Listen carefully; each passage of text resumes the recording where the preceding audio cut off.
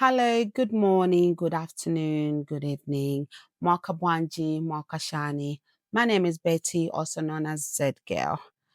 Thank you so much for tuning in and for supporting me every single time. I really appreciate you.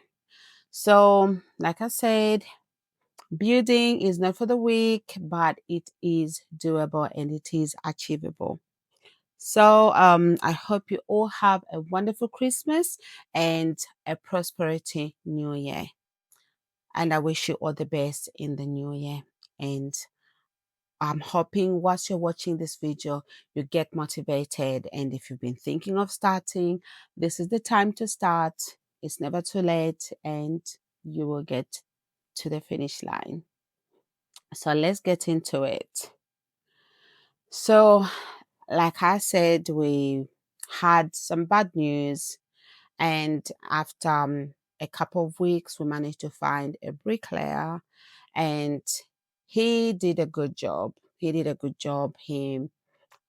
So we managed to buy 4,000 bricks. Yeah, so we just got 4,000 bricks. Hopefully it will finish the house. So at that time we're happy with the setting of the house. We did a setting. So we had the first flat is a 3 bedroom, so two main bedroom and then a small single one, and then one room is on suite, and then it's got like a little built-in wardrobe. So initially we're supposed to do 2 bedroom flat, but we just thought we'll do them in the size of the houses in the UK. In the UK, we don't have massive space, but we do have like decent medium rooms. So we made the bedrooms like the UK ones, and we did the open plan. So we've got enough space to do the open plan. So the middle flat, we decided to make it into a 1 bedroom. It can actually accommodate a 2 bedroom, but we just thought we'll just leave it like that just to have enough space. And then the other flat as well, it is a 3 bedroom. So it could have been 2 big bedrooms, but we just made it 3 just in case, you got family of 3 or family of 2. So if you've got small children, you can actually make it into a kids room. You can fit a bunk bed, you can fit a double bed, or you can make it into a office depending on your choice. So that's what we decided to do. So now we've got our 4,000 bricks. We've got our cement. I think we got 40 bags of cement at that time. So we started building. It was exciting. I was seeing the vision coming to light.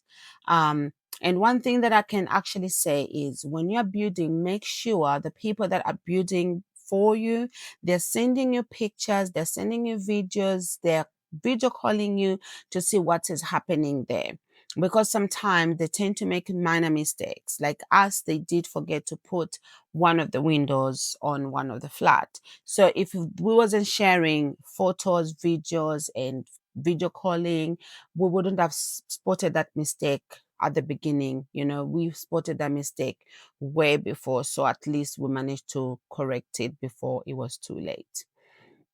And I am so thankful. I do have a brother of mine, he's my cousin, but I call him my brother because he's like my brother. Um, is my mom's sister's son. He is doing an amazing job. Like, if anyone wants any job back home, I would definitely vouch for him because he has been doing our project and he is being honest and things have been going smooth. Obviously, you will have like disagreement here and there, but nothing to do with how the project is working. So thank you so much, bro. Really appreciate that. So at that time we managed to build the whole frame. Now we've got the frame of the house, and now we needed to do a beam filling. So we had to buy some Y12. I don't know if it's the Y12 or Y14 or Y16. All I know is the metal bars that goes around the house. And then we've got the wood panels, maplanga. They are like, yeah, long ones to support the beam filling. So the beam filling is where they get the two woods, they put them together. I mean, I don't want to say things that I don't know because I'm not a bricklayer, but they fill it up with a lot of cement. So they fill it up with cement, and then it makes this big, like, big beam. It goes all around the house, all around where the doors will be and all the windows will be. And then after that, you give it time. Obviously, you have to water it. Like I said, water is important. So you need to make sure you go water.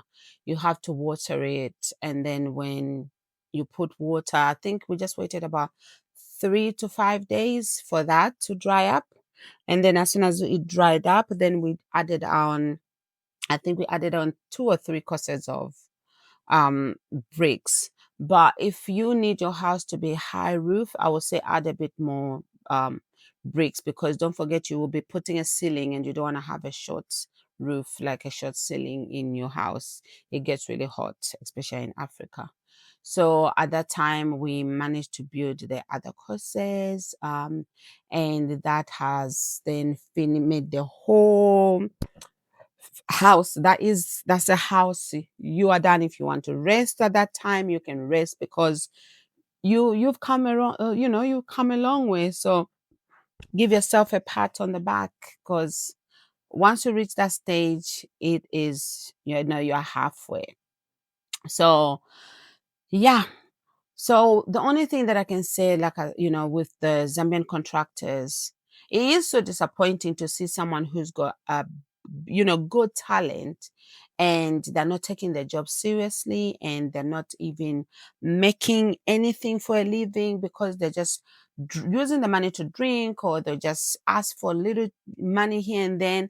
So by the time the project is finished, they will literally have nothing, and they'll be feeling lazy to come back to do the work.